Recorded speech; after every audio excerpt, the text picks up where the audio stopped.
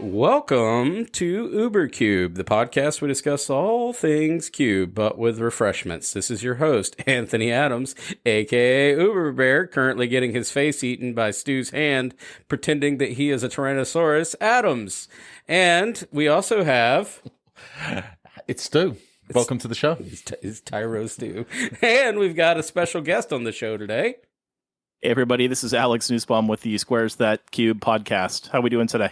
Doing swell. Doing good. Let's not, leave this to some point that it could get potentially lost, right? So, Alex, you are, dare I say, a bit of a newcomer to the podcast of Cube genre, right? So you guys have been doing a Cube podcast for how long now? A little over 6 months at this point. And weekly too, right? So the production, you're starting to respect the production level at this point, I believe. Yes, very much so. It's definitely a lot of work, but we are weekly at this point. I think we just produced episode 27. So Nice. Yeah, that's about an hour-long episode each time. So as you know, I'm sure it's a lot of editing. It's a lot of work each week, but we love doing it and we love talking Cube. So it's exciting. Yeah. Anthony's legitimately threatened by your Cube. Oh, 100%. Yeah, we said that. I'm like, well, we got to get them on, see if we can recruit them now. We got to pull them in. Yeah, it's like we've kind of existed in our own little fiefdom for a while. Now all of a sudden there's all these... yeah, you guys are doing an amazing job. You're kind of my weekly listen. And for those that don't know, Alex, I had kind of texted you a little bit on Twitter or whatever, and I was talking about, I'm editing an episode right now. I'm trying to finish it. And you responded back, you are being lazy and need to complete it too. This is the life of the podcaster, right? Well, it is, especially when you've got other hobbies and other activities, and especially family. It's you want to do other things with your evenings sometimes, and tend to try to edit things in chunks just so that it's not one long slog of editing a podcast in a single night. And so I try to break it up as my method for keeping it fresh. But I do have about 15 minutes of this upcoming week's episode I still need to finish up. So. Yeah, I was sitting there. We actually went and see Deadpool and Wolverine today, and I'm thinking the whole time, movie's amazing, by the way. But the whole time the film is rolling, and it'll be a little late for the listeners at this point by the time this episode comes out. I'm thinking, I need to do some final edits on the one we recorded just yesterday. It's a little bit not where I want it. You need to be able to enjoy your life and not just worry about podcast editing, Anthony. Okay. You got to get the ums. You got to get the ahs out. You got to do the 30 seconds of sampling that we just did. I've learned these little hacks over time from just reading forums or whatever. And then when you bring guests on, some of them will have long pauses, or some of them won't, or the camera goes out. We've had some pointing issues. We'll still say you. And they're like, which you? There's 5 of us on the screen. These are the things that we deal with, right? It's your show. Are you guys all live together, or you're all different parts of the country, or what's going on with that? No, we're all out here in the Portland area together. We do record from separate locations over Discord. There's a fantastic bot out there for anybody else who'd love to get into the podcasting space called the Craig bot, which will do multi-track recording of multiple microphones from multiple locations. And so we use that application in just a little Discord server that we have, and we are able to record the show, from 3 different locations around here in the Portland area. So that's our method. We got to look at that. We're nodding our head. We're doing all this raw data stuff. I'm the technical side of the podcast rather than the high quality content. Well, I think people might be interested, before we even dive into what we're going to talk about during this episode, in regards to doing the podcasting stuff. We're using Audacity as a platform, and then I'm using Buzzsprout to actually save and upload because it does all my RSS feeds. Is that similar to what you're doing? Very similar to what we're doing, yeah. And actually, I when looking for hosting platforms, I didn't do too much research because I had already seen that you were using Buzzsprout with your guys' show. And so I'm not going to lie, that's exactly where I got the idea for hosting ours there myself, is doing your guys' show. So, again, hopefully my hope, at least with the Cube podcast space, is that we can all learn from each other and we can all take lessons, and rather than it being a competition, learn from what the other shows are doing. And so that's, like I said, the little bit that I stole from you guys is where you were hosting from. And it's worked great for us as well. I have no complaints, and I think it's been a fantastic platform. Yeah, so anybody that's actually looking to start their own podcast, because I need more stuff to listen to on airplanes. That's what we were talking about, is that I've been storing up some of the Lucky Paper Radio. I've been storing up some of the Squares of Cube, because I'm getting ready to start spending these 3-hour journeys to Houston, Texas. This is what I do on an airplane nowadays, right? So I love to just sit back, relax, chill, and listen to a great podcast. And if you're not listening to Squares of Cube, and I'll give a shout out to Lucky Paper Radio. If you're not listening to these, they're fantastic. We want some more in the space. If anybody wanted to know, logistically, it does take time to do a little bit of editing. You'll learn that over time. We talked about this before. Normally it takes 10 episodes to start trying to get your formula down and how you want it to run, but you really don't have to try too hard. And in regards to stuff like Audacity, this is free. All the technical stuff is free outside of having, if you've already got a PC or a Mac or something, then you've got the hardware, a couple of microphones. You don't have to spend a whole bunch of money. But honestly, other than that, like you say, everything else is free. I will say this. I am a consumer of content. I've mentioned it a few times. You've never mentioned that before. The quality of audio is number one, right? So, Alex, you're on the show right now. I can tell that the quality of your microphone is excellent. That is the one thing that and I don't want to say that I'll be completely turned off, but, even if the content's good, the quality of the audio really does make a big impact on whether or not I'm going to stick around and be a long-term listener. So, those things don't cost a lot, but they go a long way. A little bit of time, a little bit of effort, you'll get it right. So what we're going to do is an unscripted episode. Literally, I just kind of text Alex and said, hey, what are you doing on a Saturday? Well, how much time do I have? 10 minutes. Cool. All right. And welcome, Alex, from Squares the Cube. Thank you. That's how fast we do this together.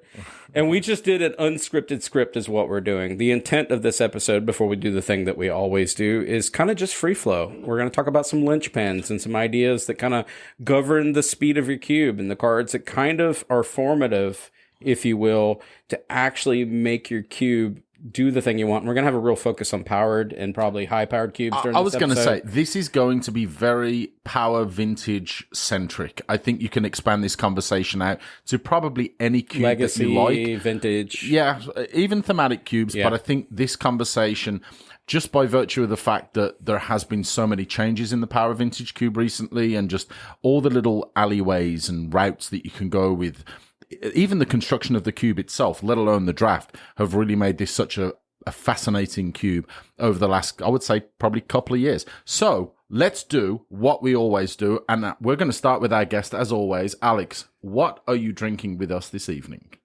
Well, I am trying this out for the very first time. I have a Watch Standard Stout from Ghostfish Brewing, which I have no information about the brewery. I just picked this up from the store here today, and I'm excited to try this thing out and test it for the first time. Fellow stout enjoyer. I love that. How about yourself, Stu? I've got this has kind of been a staple recently. This is the Lil Slurp. It's a juicy India Pale Ale from Noda Brewing Company, and it's local.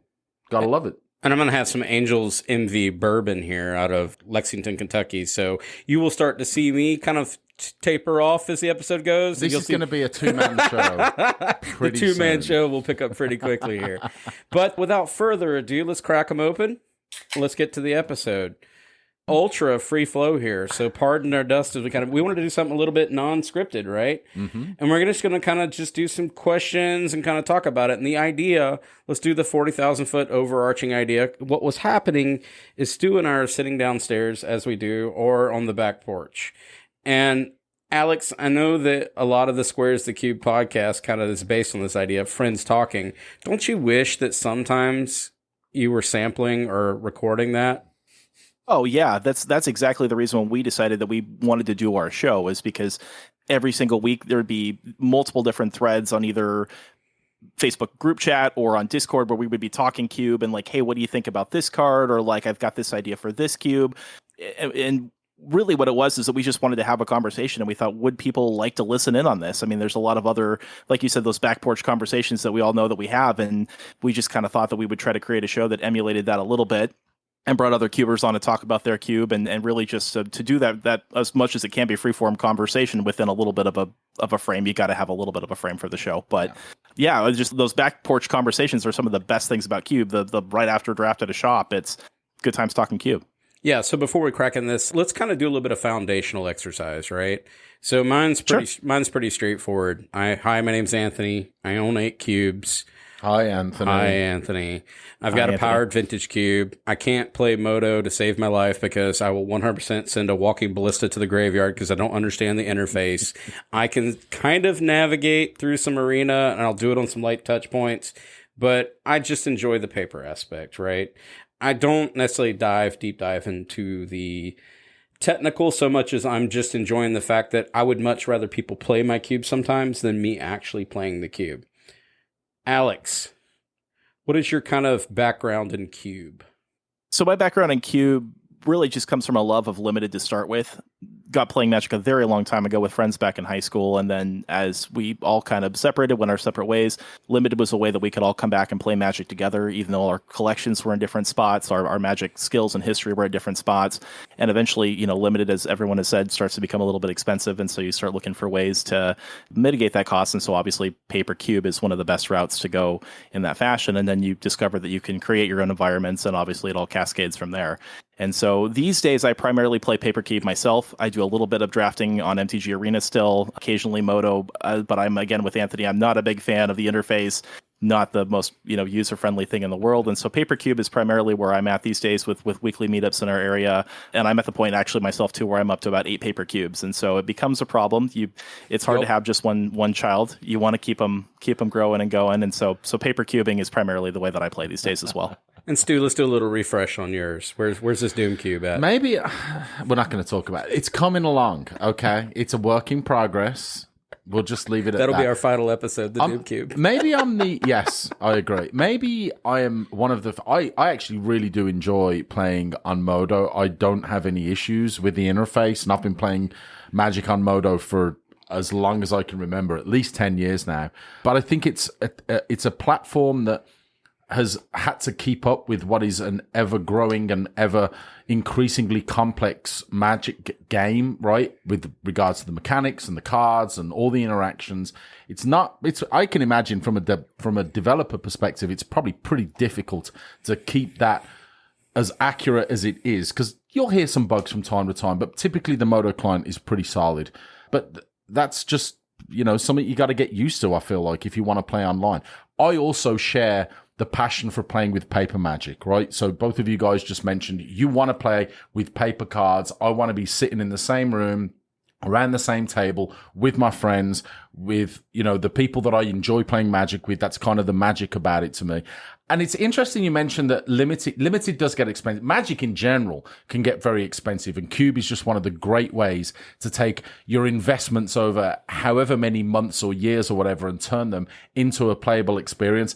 I would also argue, we don't talk about it too much, that's one of the beauties of Commander, is that players over the years have been able to take all those years of buying packs or boxes or doing pre-releases or whatever and take all those favorite cards and just one legendary creature and turn it into a deck that they can then play forever. So, I'll be honest, I think that is what I love most about Cube, is that it's just something that springs from imagination and it can be such an eternal form of enjoyment. Well, the reason why I did this is to inquire upon all three of us here before we start kind of rambling on, because it's going to be very much a rambling episode, is if you're a first-time listener or a long-time listener, I wanted to kind of set a precedent when we start talking about this. So again, to kind of bring it back, we're talking during this particular episode, the highest levels of Magic. We're going to go S tier. We're going to go over the 30 years of Magic. We're going to do all the broken stuff.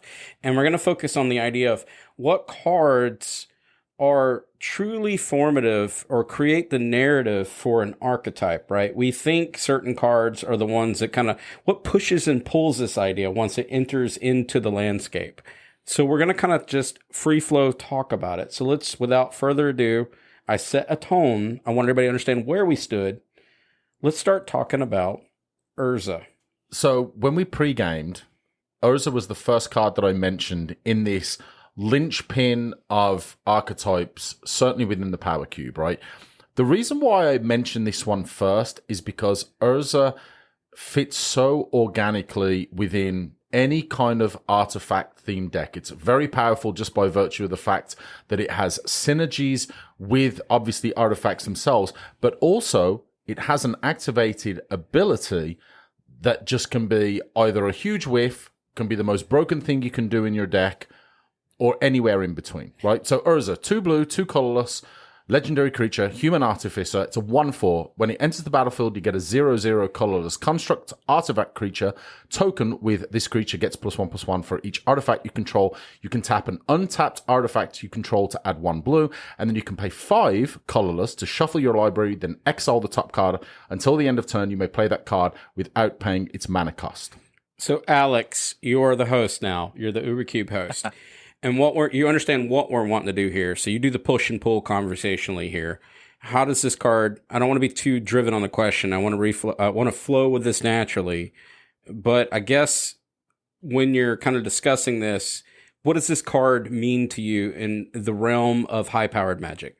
I think in the realm of high-powered Magic, for me, it's just how many different unique archetypes this card can play a role in. Like you were saying, it obviously has a heavy artifact theme. It also has, producing a token theme. So there's some token stuff going on with this card. You've got a ramp element to it in the fact that you can tap your untapped, artifacts to create blue mana. Like you talked about, a fantastic top-end ability for flipping over the top card of a library and seeing what you get to cast for free. And so, control decks can take advantage of this. Token decks can take advantage of this. Anybody with an artifacts theme can take advantage of this. And so this is just a card, especially like you were saying, Lynchpin, where I think this card drives players in Vintage Cube to go a lot of different directions. I'd be very happy first picking an Urza in a pack that was a little bit weaker, missing some of the power and some of the other stuff, just because of how many different ways it would leave me open to take a draft into the future. And so when I see a card like this, it obviously gets me very excited, but it also lets me, I think this is very much a card that allows the player to be like a super tinkerer when building a deck, and not just the card tinker, but like tinkering around in different design and play space. And so that's what comes to my mind the first thing I see Urza, and I love that this is the card that you guys are starting with the conversation, because I think it's a fantastic starting point for what we're discussing here today. And I think Lynchpin really does just describe this card so wonderfully well, because it can act as a linchpin, as like the top piece, as the main engine, the main driver for any one of those archetypes that you just mentioned, right? So obviously the card choices, the draft direction could be vastly different depending on how you want to go, but all of those are going to be enriched in such a highly powerful way with a card like Urza. And we're going to sort of not just, I want to make this very clear. This is not just about linchpins in Vintage Cube. This is not just about a singular card that is able to drive multiple archetypes. Because what we want to do is we want to take these linchpins and see how has, and not just this iteration of the Vintage Cube, but the direction of the Vintage Cube, certainly I would say over the past 3 or 4 years, how it has gone to not just enable these singular linchpins with multiple archetypes, but how it has been able to transition to these multiple linchpin style of decks, so that the draft and the playing process has just become much more complex and not so necessarily lane driven. Yeah, so it's not linear. So using Urza, Alex, you said this wonderfully. It's the modality embedded within Urza, right? You as the drafter aren't necessarily stuck in a lane. You can support artifacts, but you kind of get that. But you can also use it for ramp, as you mentioned. You can also use it for, if you want to spin that wheel, you can do that too. It gives you a lot of opportunity. I'll go ahead and throw in, we'll talk about this more, our good friend Golos kind of does that too, where it does a thing, but it also opens up avenues to do an additional thing. It can be Lands Matters. It can be spin that wheel. It can complete your combo for your Merit Lage. Domain decks, your Valakut. Go ahead, Alex. Well, I was going to say, and I think why that becomes so valuable is kind of what you're saying, because there's so many different multiple lanes and directions that you can take something like this. What it does is it makes the next pick that you're going to take infinitely more valuable to you, because you can combine this with so many other cards in so many different ways. So not only does it just leave you that option to be open for stuff, but like you were saying, it doesn't in some ways pigeonhole you or keep you dedicated into a lane or into some tracks. It very much lets your next pick be just as valuable as the pick before it, while still being a very powerful card. And that's where I think a lot of these things that give you the idea to build around, but especially let you go in multiple directions, are very key role players for cubes. I agree, and I think one of the things that I love, you mentioned that you would take Urza very highly, potentially over maybe a piece of power or just a very, very singularly powerful card in a vacuum. I will agree with that thoroughly, and again, as someone who... Again, the Doom Cube is a work in progress. It'll be here in the next 5 to 6 years, but I consider myself to be on this podcast and talking about Cube more so as a drafter and a player than a curator. And I love the fact that, right, I first pick Urza. I am going to really have to struggle in the next pack, in the next booster pack, whatever, to find a card that I'm not looking at thinking, here is some way that I can make this card work. Here's an alley, here's a lane that I can use to really make this card just completely pop off. And not just that, but a lot of those cards that I'm looking at are certainly cards that, if it's even pick 3 or pack 4 or something like that, another player might look at and think, okay, that's a good card, but it's not a great card. Maybe not a great card for my red aggro or my Boros or whatever. But I might look at that card and think that is an absolutely bananas card, because I just have this one Urza that's going to make it so good. So reflecting back on my personal cube, Uber's 540 powered vintage cube, when you look at that, there was a certain point, a certain time where I was holding out with the Goblin Welders and the Tinkerers and stuff to really like be my artifact cube, almost to the point where like it was becoming argumentative or defensive to even keep it. When now in today's age, when we get stuff like Urza, it now serves as kind of justification for the existence of that. Whereas Tinkerer, I love Tinkerer, fantastic card, but it only really does one thing. And I'm going to jump the notes a little bit when I talk about Golos, which is not in our notes, and I put it in comparison to something that did that before, like Solemn Simulacrum. It now opens up a whole new breed of, or a subset. And you guys are talking explicitly about the draft rotation. Sure, that's great, but we're drafting. But what Urza now allows you to do is in play, make dynamic decisions that you didn't have before. Removing the draft from the equation, I just have Urza. I don't know what this card does. It made me a defensive blocker. Sure. But now I want to spin that wheel, or I want to start ramping forward. It now creates this whole new layer, this new subset that a card like Tinkerer or Goblin Welder didn't allow that deck to do, right? Or Metalworker, right? That was kind of the definitions. And we can do Tolarian Academy and all that. But they were kind of, you think about it, the artifact-centric type of idea was starting to kind of shrink back. And they do that because the MTGO is kind of the forefront. It changes, it ebbs and flows, and Daybreak Games does a lot of changes. Well, in my paper version, I don't get to do that so much. I'm a lot more evergreen, if you really want to call it that, just based on the cost of, refreshing that cube. That is a reality of owning the paper version of these cubes. But when you start getting something like Urza, I don't have to really sweat it too much. Now I can justify having things like Kappa Cannoneer suddenly come into the fold.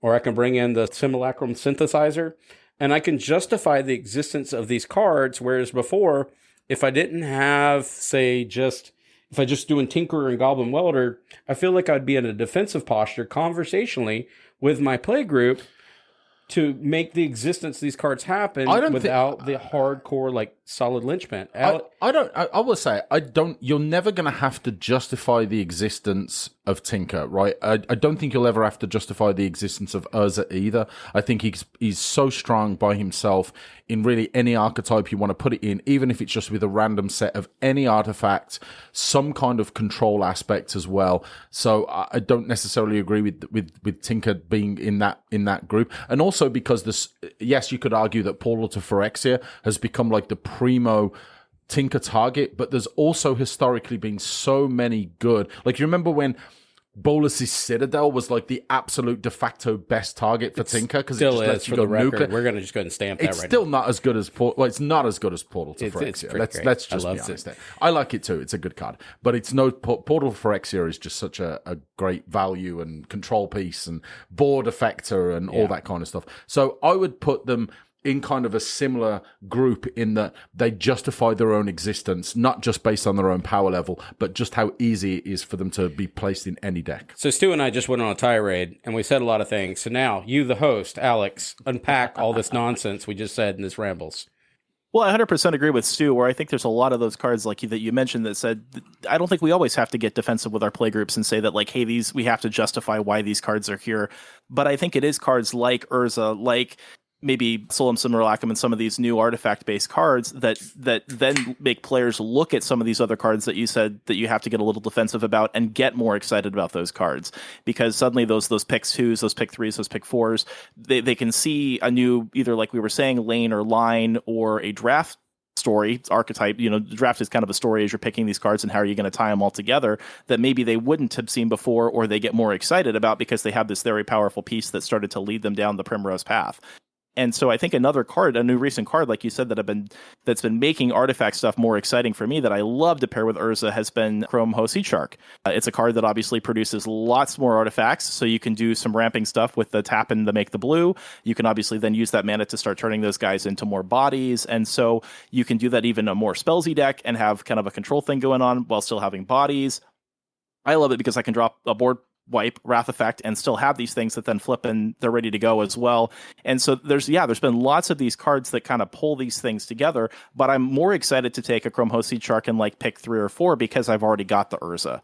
And so like you were saying, there's these great cards that signals to drafters that, hey, these are a whole bunch of things that you can be looking for, right? That also have that linchpin ability, but are also just very synergistic cards that let people tie together a story. I want to ask a question to our host. It's a question with a follow-up question as well, right? So which host? Is this Alex or Anthony? Our actual host. Okay, Alex. So, Alex, you're the owner of 8 cubes. One of them, you said, is a unpowered vintage cube. Is that correct? Okay. Correct, yeah. So what I want to ask you is, how often do you get feedback from your group regarding cards that they think you should either add or even cards that they think you should remove? You know, it's funny you mentioned that because we did an episode not too long ago that was Power for the People by the People on our show, where I had been starting to, by actually some of the players' request, power creep some more things into the unpowered vintage. But we did have some things in there like Soul Ring. We were trying to play things like Mana Crypt and some other more powerful cards that were definitely pushing the power levels of what the cube wanted to be. And players for a while were really enjoying this. They got to do some more things with this cube. And the reason that I kind of am unpowered at the moment, I should backtrack this for my cube, is primarily because we go out and we do a lot of events with local stores in play spaces with things that are Wizard sanctioned events. And so obviously I don't have the ability to purchase real power. I don't want to take that out into public and potentially risk losing those cards even if I could. And so we scale back the power level a little bit just so we have the ability to go out and to do these things into public. And so we were trying to push the level of what we could do in that space while also still trying to have a good atmosphere and a good environment for players to play with. And so back to the original question, I get quite a bit of feedback from the players. And actually more recently, I've been getting a lot of feedback. And so with that episode, I kind of had to take some of that feedback and scale back the power level of what we were doing, just because we were starting to get some new cards that have been printed, like things like Fourth Year Lingus and, in some ways Minsk and Boo, and these very powerful cards that just on their own, take games and run away with them. And so, yes, especially with all the different cubes, I'm constantly receiving feedback from my players, and I love that feedback. That feedback, I think, is very valuable. And I think it's hard. I know what Anthony says sometimes, that you feels like you have to defend these cards that you've put in there to the players, and I don't always know if I agree with the fact that we should have to defend them. At the end of the day, you are the curator. You are the one making this environment. Yes, we do want players to come play in our sandbox, in our environments with us. But at the end of the day, you have to be the sculptor or the captain of the ship and make some of these decisions sometimes. And so I'm always willing to listen to players with the feedback, and I'm very happy to swap things out, bring things back in.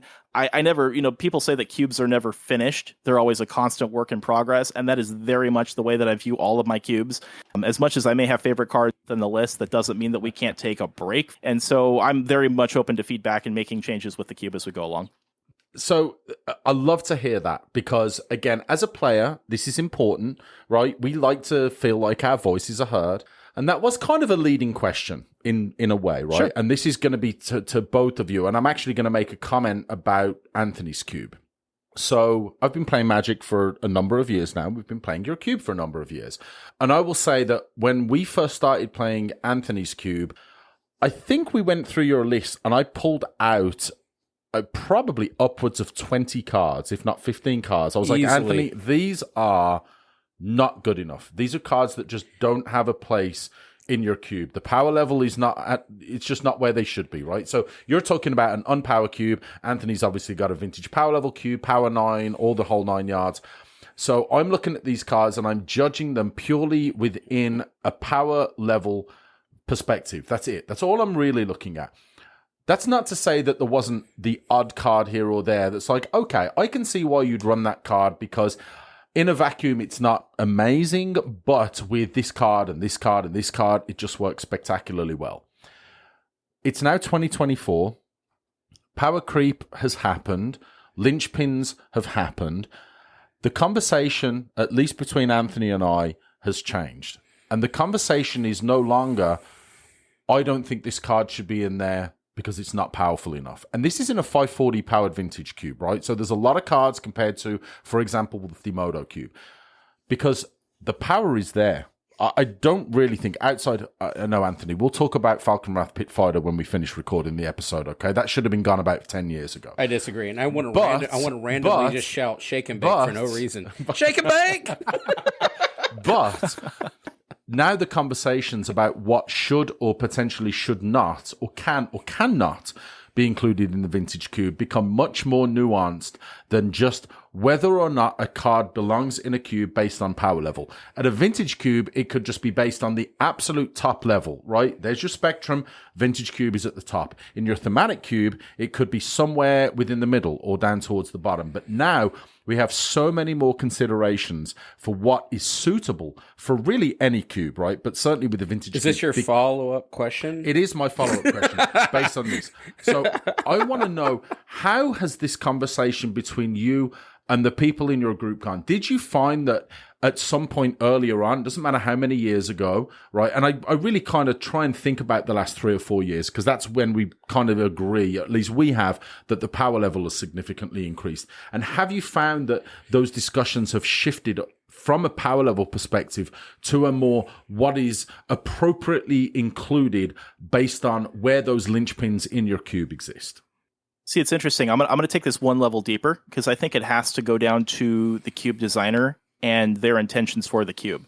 And the reason I say that is because on our podcast, one of my other co-hosts, Ryan Bemrose, has a powered vintage cube, and he very much is in kind of Stu's camp here, where he wants to push this thing to the absolute power limits of what a cube can be. He's looking for really, and he's at the 450 range for cards is where he's at. He's kind of between 360 and 540, and so that gives him a little bit of room to play around with some card choices and selections. But his whole goal is to just create the most powerful, box of cards that he possibly can. I like him and already. So whenever we're discussing and debating yep, I was going to say, yeah, the two of you would get along very well.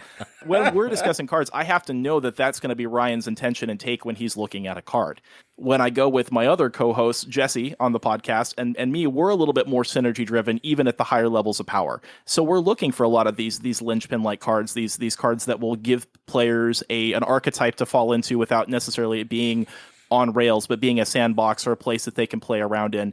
And so I think knowing what the design goals of the cube curator are changes that conversation. But I definitely agree with you that in the last 3 or 4 years, we've been just getting some absolute bangers for cards. And one of the things that I notice is a lot of these cards that are just taking games away are coming from commander sets. And so I called that out on one of our episodes near the beginning of the show, that we had an episode called Minsk and Boo, where we were just talking about some of these cards that are just destroying things in the vintage power level cube, spectrum, and they're coming from commander. So, but again, going back to the question, I think it really comes down to the cube designer, their intentions, and how they're trying to curate their list in their cube. So we're talking about like kind of formative ideas in the powered vintage cube, higher, we're going to say S tier, 30 years of Magic. That's what we're doing here, right? Was it 30 plus now? We're 30 plus now, right? We had a fiasco for a little while. 31.5? 31, I believe, yeah. Yeah. 31. So the dynamics of our format has changed in a sense, and what we're really focused on, when we kind of did the Urza and I kind of did the Golos as kind of a pivot, is that certain cards, while you're drafting them, we're going to call them signals, we can call them signposts, we can call them linchpins. And it used to be in the way back where signposts were 100% governed or kind of, I guess, selected within your guild sections, right?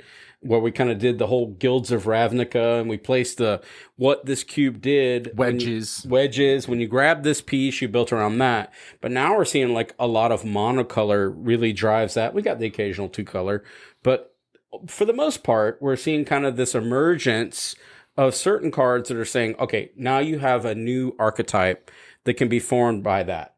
In the way back, we had Narset, but we're going to talk about a card now that's become kind of the anthem, if you will, right? Whenever you're drafting and or playing, is Shieldred the Apocalypse. For 2 colorless, black, you had a legendary creature, Phyrexian Praetor. Death Touch. Whenever you draw a card, you gain 2 life, and whenever an opponent draws a card, they lose 2 life. And a 4/5. So now, in the Wayback Machine, we go back, let's just go back circa 5 years or pre-pandemic. If anybody remembers post-pandemic, who knows? We had this whole kind of instrumental idea of Narset was governing. I was doing the Goblin Welder and Metalworker, and kind of just doing like these light touches of these different archetypes. But now we've got really defined signpost. And in this case, the draw 7 deck has now emerged. And it's pushed. And we had Parnell on the episode, and he talked about, like, when he drafts a vintage cube, he does the draw 7s. The draw 7 deck is absolutely one of my most favorite. I think it's one of the most powerful, if not the most powerful. I would say that and the artifacts decks are probably right up there. I was a very big fan. I think I would argue in the paper deck, I would also put Reanimator right up there, but I actually think certainly in Modo that the Reanimator package just kind of dropped down a tier or tier and a half, something like that. What's interesting about, so we named off 4 of the big payoffs when it comes to the wheels, right? So Sheoldred, Orcish Bowmasters, Hull Breacher, and Narset. Narset, if I'm going to say this, I think Narset is the oldest out of these 4 cards out of the that we've just grouping, highlighted yes. as these payoffs, right? Yeah. Narset specifically is a punishment card for the wheels, right? Your opponent doesn't draw any cards. You draw the 7 cards. Bowmasters actually exists in the same sphere. It's only a punishment card because your opponent or your opponent's creatures is taking a whole bunch of damage.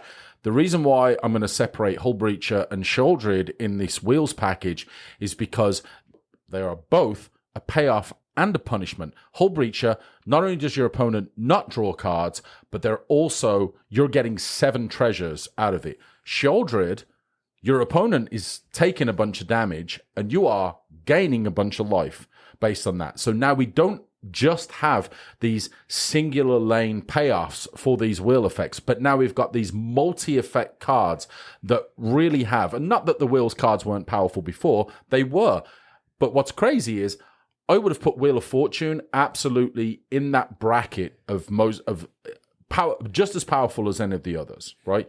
But now I almost want to say that Wheel of Fortune, just by virtue of the fact that it pigeons you or it forces you into that third color, into a kind of a third unnecessary color in a way, means that the blue and black, like those Dimir level or those Dimir colored wheel effects, are just absolutely amplified off the charts by a combination of Sheoldred and Bowmasters and Hull Breacher and Narset being in those colors. And just the fact that any one of those combined with any number of those blue-black wheel effect cards, it's just an I win button. So I guess a non-formative leading question again, as far as the emergence, the linchpin. Before it was Wheel of Fortune, Time Spiral, and what was the flashback one? Echo of Eons. Yeah, which didn't really have a lot of relevancy, truly, until this came online.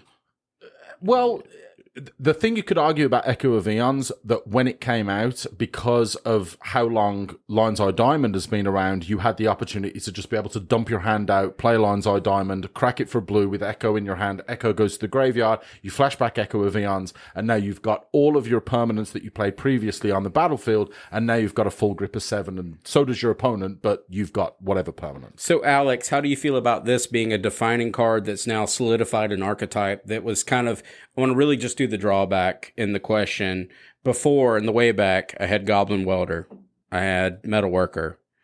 Make Goblin Welder great again! Now I have Sheoldred that's just locked it in. How do you think that that's the dynamic that we're looking for? I think so. I think it definitely opened up a lot of space just because Sheoldred also fits well in other, again, like we said, archetypes. And I think the best thing about the Wheel 7 deck as well, like we were talking about, is, or you guys were kind of alluding to here, is that you can tie it into so many other archetypes that play right alongside it. You already kind of mentioned Reanimator. You can do things with Kiki Twin if that's in the cube. You've got all these other things that can go right alongside it that, in fact, you're looking for potential combo pieces. And, in fact, Wheel 7s are a fantastic way to draw a bunch of cards that go looking for potentially these combo pieces if you don't have tutors available to you for whatever reason. And so I think that's just when we were looking at just different ways that these things overlap, and that we see a card like Sheoldred, and not only does she give us an identity and where to go, but I can potentially tie in more identities because I have her into a list, into a deck, and then as a player after the draft, that just gives me so many more versatile ways that I can try to win a game of Magic. And that's, yeah, I'm a big fan of the Wheel 7 deck myself as well. I'm going to agree with Parnell, and it's definitely been, I think Sheoldred's one of the cards that, in a line of cards that have now come out, that definitely have pushed that to the forefront of Vintage Cube. Didn't think I'd want to be telling my opponent, I want you to draw cards. You go ahead and draw all the... In fact, I'm going to give you 7 cards. And you know what? I don't even care at this point if I draw my own 7 cards. Have your own 7 cards. Take 14 damage. Like, I'm happy with that. I think it's the how often 14 is that damage going to you're win the happy game? for them to have more That's than the going to win cards. the game, of course. Well, there's the point, right? That's going to win the game. So this is that payoff and punishment kind of thing, right? So even if you're not like, do I care that much that they're getting those cards? No. What I care about is the fact that you've just taken 14 damage, and very often that's just going to win the game by itself, right? Bowmasters, Yes. I love it from a more controlling thing, right? I want to take your creatures out. I've got that flash ability. It's cheaper. It's less flexible, sure, but it's just super bonkers. But now you've got, again, all these payoff/punishments, regardless of how they fall on the card. So now you don't have to worry about, do I have a singular payoff in something like Narset or Leovold, right? Leovold, which I don't know if that's even on the Vintage Cube list on Modo anymore. I don't know if you have it on your list anymore. But it's crazy how a card like that was such a staple and could be considered like a reasonable payoff for that kind of archetype has now been completely overshadowed by 4 cards that not just have that singular denial ability, but have so much of the payoffs built in. So it's interesting to see, like, with the Advent Draw 7 deck, where cards that we kind of would have looked at through a different lens before suddenly become invaluable with the frequency or the new printings of cards that kind of make you they solidify or concrete the idea of an archetype. Shieldred of the Apocalypse, right? So we're looking at the card Arcane Denial, which crowdsourcing would have told me this card's not good enough. But now you look at through a different lens, Arcane Denial for 1 colorless and 1 blue. You get counter target spell. Its controller may draw up to 2 cards at the beginning of the next turn's upkeep. So now that card advantage that you would have been providing, or answers you would have been providing to that particular opponent, now become a detriment because they're losing 2 life per card draw. And then, Alex, you had a card that you wanted to add to this list too that kind of plays in that idea of the draw 7, concreting the idea of something like Shieldred. Yeah, we've got a brand new card coming out in Bloomburrow here, which is Long River's Pull. It's a blue instant for 2 blue. It has the brand new mechanic to gift a card that reads, you may promise an opponent a gift as you cast a spell. If you do, they draw a card before its other effects, the other effects being counter target creature spell. If the gift was promised, instead counter target spell. So obviously, typically a card that's a little bit pigeonholed because it only can stop creature spells normally. But if you promise them that gift, which like you were saying would be an advantage or something that they would normally be looking for to help, make up for the detriment that you're doing to them.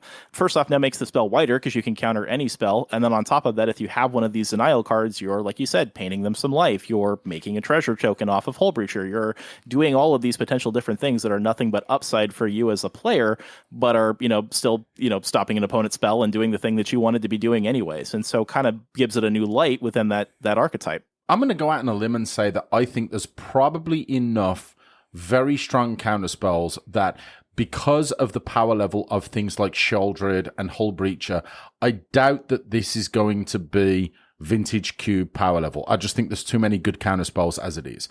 But maybe in another world, there are in maybe a thematic cube, maybe you've got a frog-based cube out there. There's a really cool space-flying frog on the artwork, and maybe that's the theme of your cube. And maybe there is a mechanic in there where an opponent drawing a card is a detriment to them, right? So this is a great example of not just at the extreme power level that the Vintage Cube is at, but also where we've got these other angles that you can draw upon with a thematic cube or any other cube.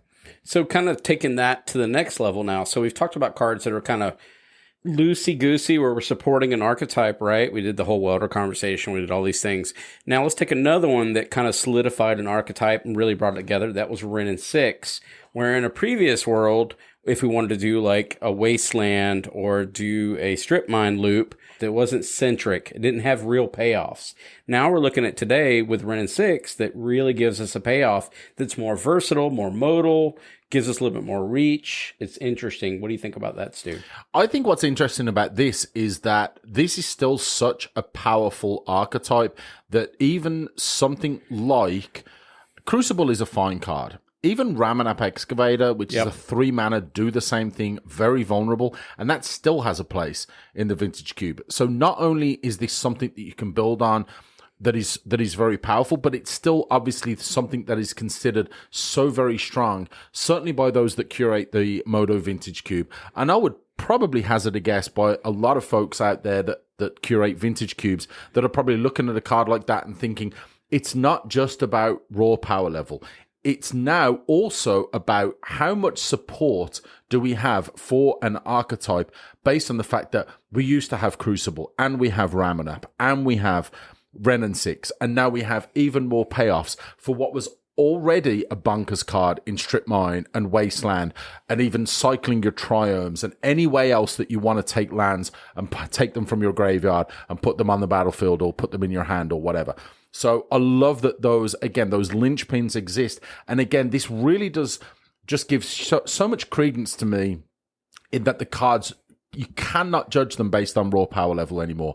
It's so very, very difficult for curators to look at them and think, okay, that's only what they do because of how they exist in the entire landscape.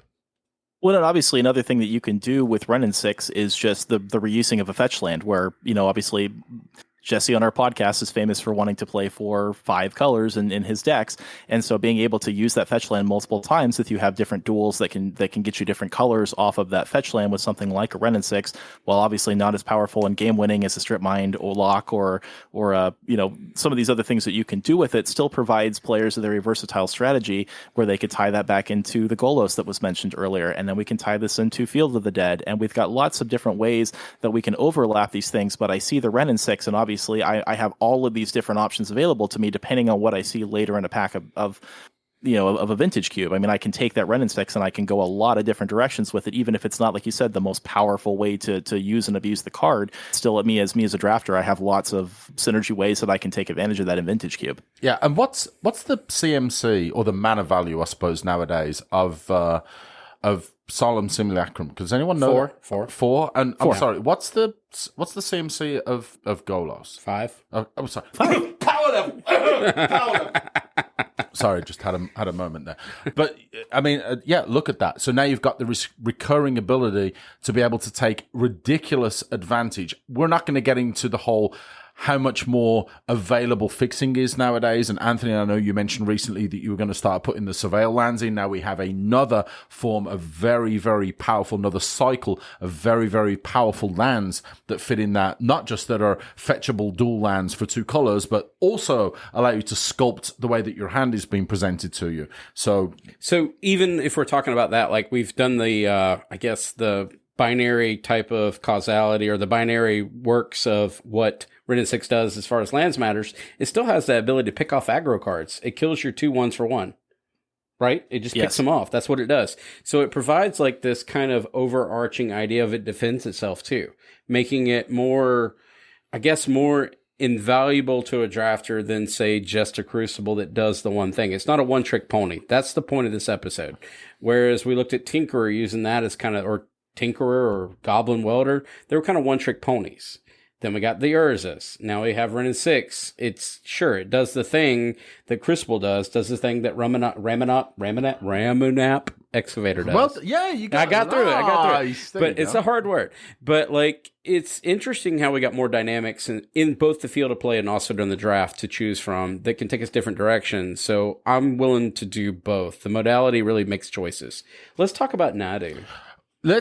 Before we talk about Nadu, because I think Nadu is going to be a great way to kind of end this episode and talk about how that can potentially spider web out to other archetypes. But one honorable mention I want to make is a more recent one, is Displacer Kitten. Sure. Right? So this is a fantastic one that takes cards that are already very, very, very powerful, right? 0 mana artifacts, certainly 3 mana to fairy, and basically just allows you to go infinite. Infinite, you're talking infinite mana, infinite card draw with various other conditions on the field. But that, again, is something that, Teferi fits in control decks, and the 0 mana artifacts can fit in basically every deck. And Displacer Kitten is a mono blue card. It's 1 blue and 3 colorless, and allows you to go nuclear with the Blink package. So not only do you have these cards that are very, very powerful, I know you love some coveted duel, Anthony. Yep. And now you can start just bouncing things and drafting a whole bunch of cards. But you've got these cards that are just very, very easy to slot into in Displacer Kitten. Something that's just so easy to drop into any deck that plays blue, and any deck that might just have that 0 or even 1, even if you just wanted to talk about it as just a bonkers powerful value card. I've talked about value like numerous times, and how cards can just operate in a value setting rather than just as a combo.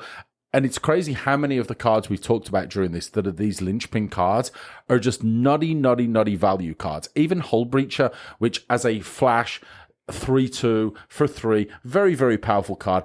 It can be a phenomenal value card. So can Orcish Bowmasters, so can Sheoldred, so can Narset even. So many of the, because of the prevalence of, card draw and, sculpting and all that kind of stuff. So I love the fact that we're going to lead into Nardu and work off that last, because I really do think that spider webs around very elegantly. But I think it's so interesting to discuss this, not just from a how do these cards all fit in, but how they're just great value cards as well. So before we actually chain off to Nardu, because we will get there, but like in the instance of Displacer Kitten, it's one of those cards we were pre-gaming. We're talking downstairs. We're doing the whole downstairs conversation before. I'm like, Stu, why are we not recording this? It was along the lines of, like, Blink is not overly emphasized in the Power Vintage Cube. It's a lot of lower power cubes, really. I lean into it in my fam, etc., right? But when you look at Displacer Kitten, we've got payoffs like Coveted Jewel that I kind of joked about. I hovered over it. But it just was like this small little synergy package, right? You can get your ETBs, etc., but it didn't really do a lot. It wasn't a benchmark. I think it's in its early infantile stages of growing into the idea of the cube. Alex, how do you feel about these statements? I 100% agree with you. First off, I'm a huge Displacer Kitten fan. It's definitely a card that I love to draft a lot as well and to play around with, especially now that we have all the elementals from MH2, which again just say enter the battlefield, do the thing.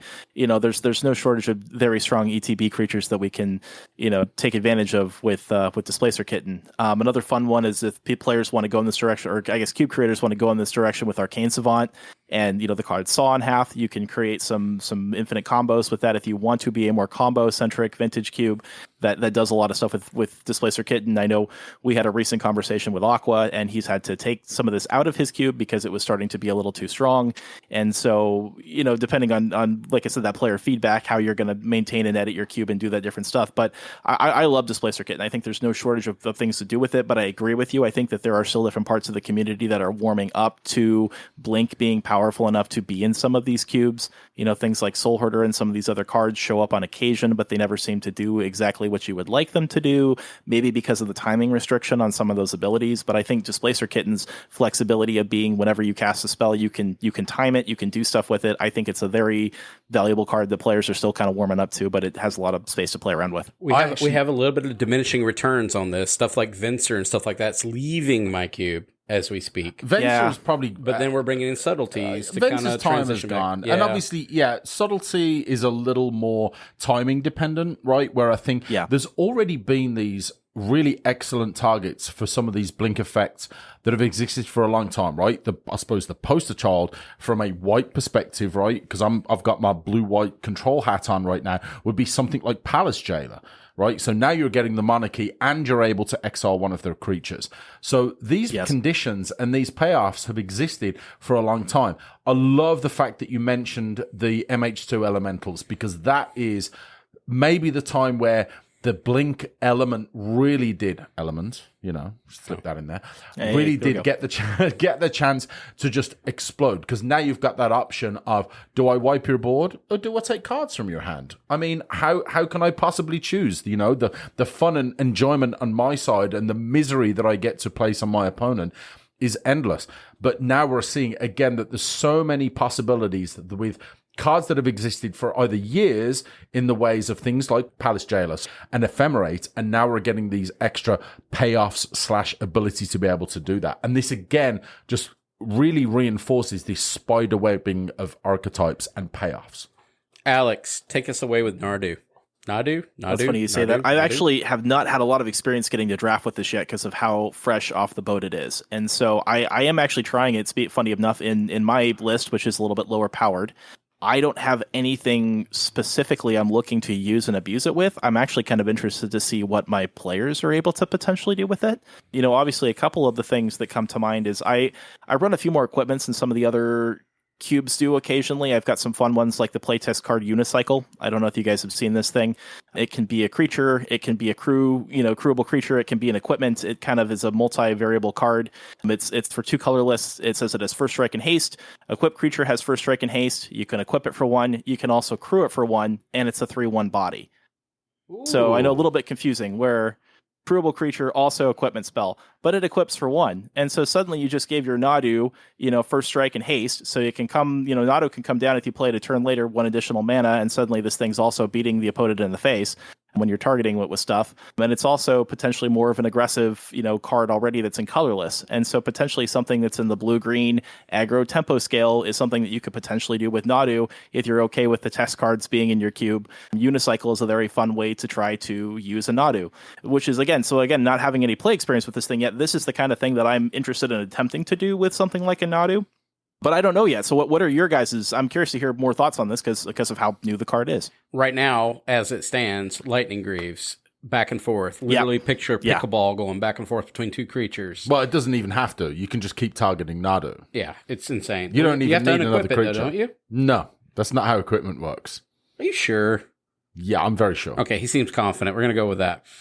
Yeah, you don't need to, you can take your Greaves and just re-equip them to the same creature that they're already attached to. I didn't know that. It takes a long time to learn this game. I'm right up to checkers. I'm right up to checkers right now. I'm very confident with checkers. It does. I say king me, I got you. Well, this is why this is a cube channel, but I like to keep my finger on the pulse when it comes to other formats as well. So anyone that recently watched Pro Tour Amsterdam would be very, very familiar with how Nadu worked with Lightning Greaves and Springheart Nantuko. So Springheart Nantuko, basically, if it's attached to a creature, when lands come into play, you start making 1/1s. So you activate Nadu's ability by attaching Lightning Greaves for free. You get a land for free, and you get a 1/1 for free. So now you get 2 more activations every time a land comes into play of the Lightning Greaves, which triggers Nadu. So now you just get to go completely bananas with just putting lands and basically drawing your entire deck. It's a little bit unsolidified, though. So going back to Displacer Kitten, it was kind of loosey-goosey too, right? We talked about Ephemerate, and we kind of had a foundation. We felt a lot more confident as a group with Urza and Ren and 6, where these are very established archetypes. But it's interesting that you bring up, Stu's showing me Springheart Nantuko right now. That kind of tethers back into kind of the Ren and 6 idea, I guess, too, through cross-pollination. We kind of get there, but it's interesting. And was it Scott Mertz that said there's too many words on this? I don't want to read this card, because that's kind of true. I just added this to my power cube, and I feel the same way. There's a lot going on with this card. We've talked about that in previous episodes, that just organically, by virtue of power creep, unless you want to start printing 3 mana 10/10s, right? Please, Wizards, don't print 3 mana 10/10s. I don't want to see that. But the more that you want to power creep, even just slightly, by virtue of the fact that there's a little more power on those cards, there's going to be more words on those cards, right? Because there's more things that the card has to describe that it does. And Springheart Nantuko is not, on the surface, a overly complicated card. Sometimes you just need a lot of words to describe something that is relatively straightforward. Now, I don't want to say necessarily that Springheart Nantuko falls into that. Is it complicated? No, I don't think so.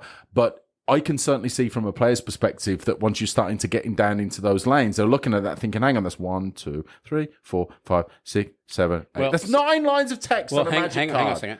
Is that more than Chains of Mephistopheles? Alex, May is not here. Could you please read Springheart Nantuko for the audience?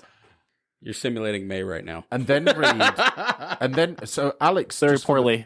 Alex, for the record, is going to read Springheart Nantuko, and then he's going to read Chains of Mephistopheles.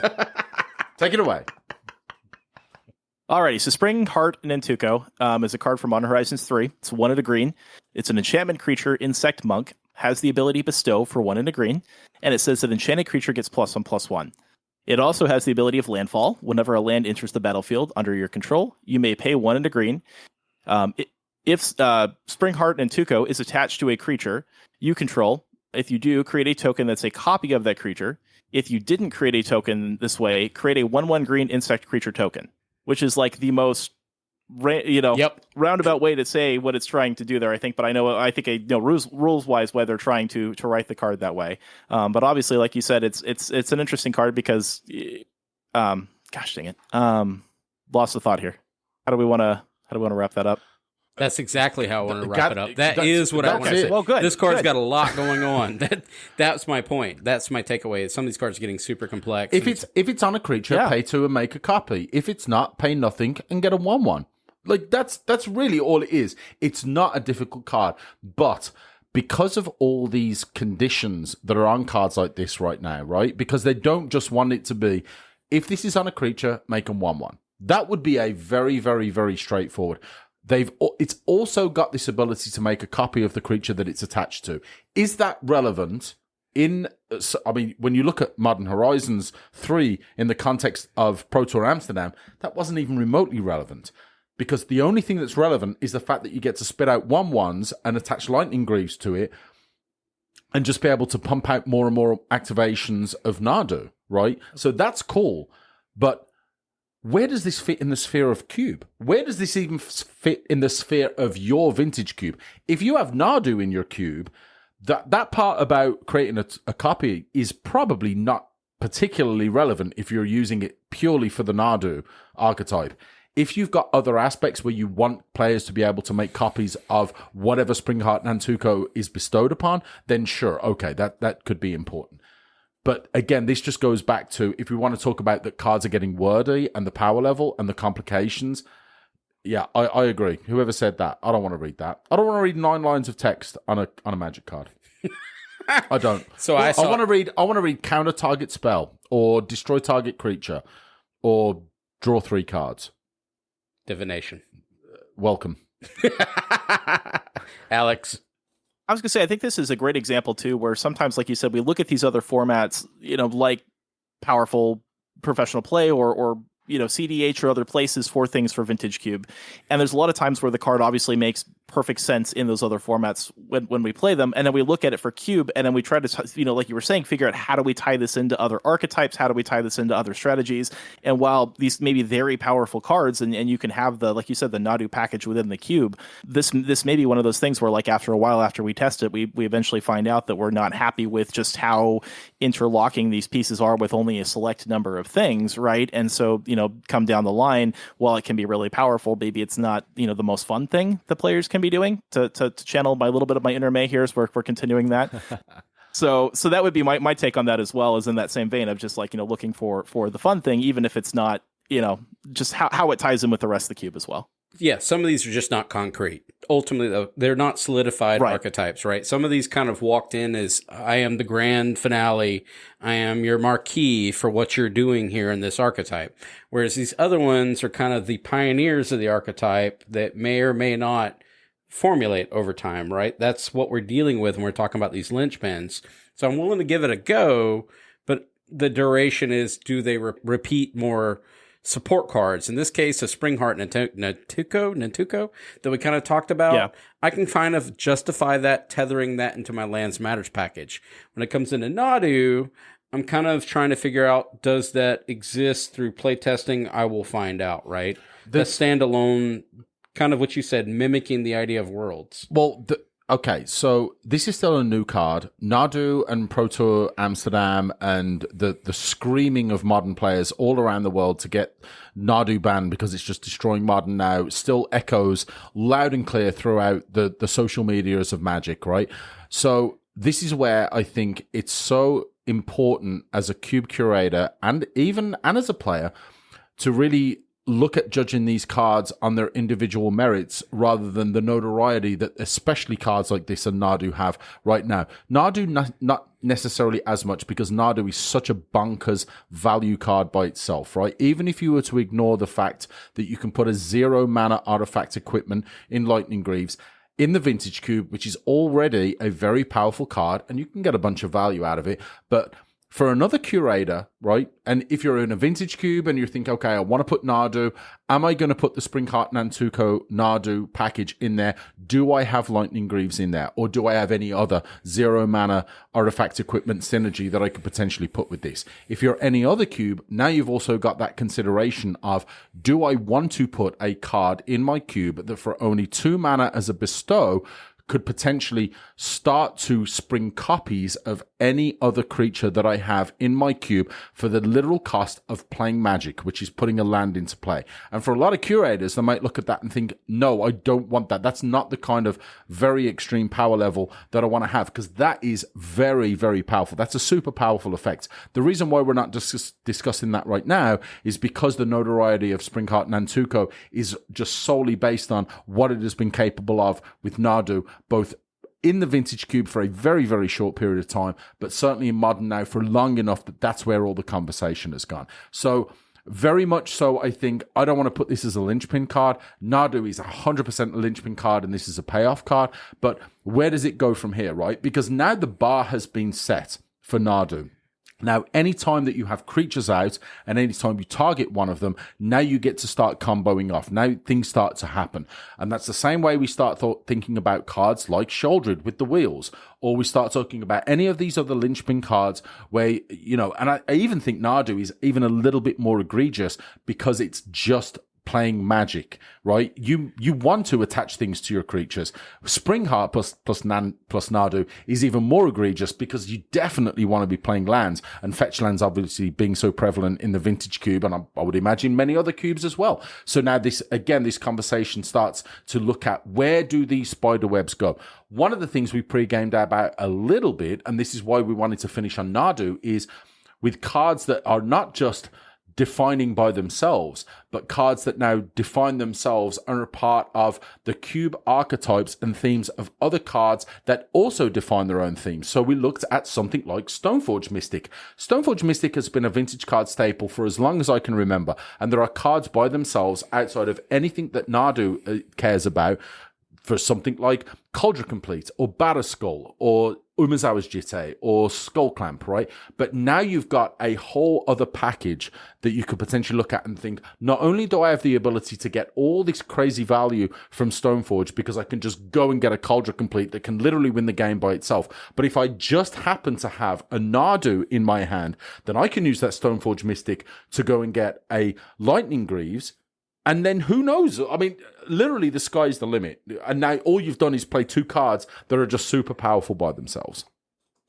Well, and exactly on what you're saying, I think that's one of the reasons why we need to put these kind of cards into our cubes. You know, we as cube curators need to give them a chance, because the longer that these things sit in our cubes, the longer our players are going to have the abilities to pick these things up, and they're going to be able to tie these different pieces together that sometimes we as a curator or as a cube designer, we're not going to see. But like mid-draft, when suddenly these two cards are presented to somebody as an option, right, they're going to find other ways to use and abuse Nadu, because it's whenever it's targeted by a spell or an ability. So obviously the equipment thing makes the most sense because it's a permanent that's on the battlefield that can be repeated over and over again. But if we had some other way, kind of like with Seismic Assault and Swans of Bernargle, which are some favorite cards of mine, where obviously the Seismic Assault, you deal the damage to the Swans, you get to draw additional cards, you can keep going and going and going with that, and it doesn't destroy the Swan. If we can find an ability like that we can tie into the Nadu over time with either something new that's printed or something in Magic's very vast history that we've missed so far, you know, players are going to be able to find that, or we as cube curators are going to find that the longer this card sits in our cube.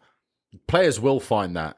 It's an inevitability. Players will find that. Inevitability and not just that, they'll ask for it as well. Like, hey, why don't you put this card in? Because this card synergizes really, really well with this card. And now not just do you have the consideration of that card that card synergizes with, now you've got the other cards as well, like potentially a Stoneforge Mystic. That's like, man, do I want to put another card that's going to be just some broken combo with a card? Because that Stoneforge Mystic isn't even part of that. It's just a card that allows me to go nuclear with another little set of archetype enablers that could be, you know, so defining for the cube. So what we wanted to demonstrate during this is that as Magic has progressed, we've solidified certain archetypes even more so than they were, right? They were kind of loose before. They were tectonic plates, but then over time we concreted them in. That's what these cards have done. They've really just created like, all right, I'm Ren and 6. I'm in this, or I'm in Urza, where I'm locked into this idea. I'm going to just follow this path of artifacts, and or I have ways to go out of that path, right? And that's what's interesting. But I want Alex to tie us off on this episode, pretty please. Well, I would say just, obviously, first off, the accelerated pace that we continue to get new Magic cards in today's day and age. We continue to get more and more ways that we, like you said, see these plates shift and change over time, right? So we see these new cards that come out, and first off, it makes us reevaluate like a linchpin that already exists like Urza, because we get something like Chrome Host Seed Shark a couple of years later that can help us completely reevaluate these archetypes and these environments. Similar to, with Nadu, just because of how new it is and potentially how limited we're looking at with this stuff, the more time we have, the more cards we have, the more that these become archetype defining in the vintage cube, and over time we're able to put together, like you said, these packages of cards that evolve, and they're going to shift. I mean, they're going to be a little bit different because suddenly there's a little bit more powerful way to take advantage of something that we didn't have before. And so these different little synergy pockets within a cube, we have to keep looking at them, and we have to keep reevaluating them as we move forward, because they're going to change. It's going to be different come 6 months from now. Who knows what cool thing we're going to be talking about, because we've either somebody's found something in a different format, like you said, or we get a new card spoiled and we get to completely reinvent Vintage Cube. And honestly, that's one of the reasons I've been more excited to get into Vintage Cube recently, is just how fast and how many changes have been happening in that power level of cube with all these new cards. So beautiful. So on that, Stu, and we're going to take you to the socials, but before we do that, Alex, I would love for you to tell the listeners how they can listen to Squares That Cube. Well, you can find us on pretty much every major podcast platform, because Buzzsprout, that's a fantastic way. It helps us get it out to lots of different people. So no matter where you're listening to your podcast, you can find us if you just search for Squares That Cube. Our show also has an email. We love getting fan feedback and stuff as well, which is squaresthatcube@gmail.com. I try to post it in a lot of different places, like the Cube Talk Discord server each week. I put out as many links in many places as I can to help people, find the show and get the show. But you can find us just about anywhere these days. And we, very excited if you want to give our show a listen. We'd greatly appreciate it. You should. I mean, I don't want to take away, I don't know how much viewing or listening or whatever time people have to podcast, but listen to ours first, yes. selfishly, and then go listen to Squares That Cube. Ignore all that. But can you go ahead and take us to our socials, please? All right, first of all, and thank you to all of our Patreons for your ongoing support. Really means a lot to Anthony and Miagic and I. Help us keep the lights on, and maybe one day get that microphone stand coming along, one day. Also, if you want to keep the conversation going, go check out the MTG Facebook drafting page at facebook.com/groups/MTGCube with our resident administrator here, Mr. Anthony Adams, a.k.a. Uberbear. As always, if you love the show, we would truly appreciate, give us a 5-star review on your chosen podcast platform. You can also use our Alter Sleeves affiliate link at altersleeves.com/UberCube for 5% off your purchase. Also at inkedgaming.com/UberCube. Go check them out for some playmats, dice bags, mouse pads, and custom and large volume products available for your Cube experience. You can find us at Twitter. We are at UberCubeMTGPod. You can also reach us via email if you've got a longer question about the podcast or about Cube in general. Reach us at UberCubeMTGPodcast@gmail.com. As always, come hang out with us on the Discord. All kinds of cool conversations going on there. Deck boast, baby. Woo. That deck boast is popping. It is popping. And again, huge thank you to our Patreons, patreon.com/UberCube for all you guys' support. We really do appreciate it. With that... Well, before we do that, check out the Squares of Cube podcast. That is a must. I will include that in the show notes. I will also include in the show notes, if you've been listening and you're bewildered by all the cards that we've been talking about, I will throw up images and I will make an entire form, because this was a loosey-goosey episode. It was loose. So here we are. We had a great time. Hope you enjoyed it. Out well. Yes. And then other than that, we're going to do the thing that we always do with UberCube, and we're going to say, Happy Cubing! Squares the Cube!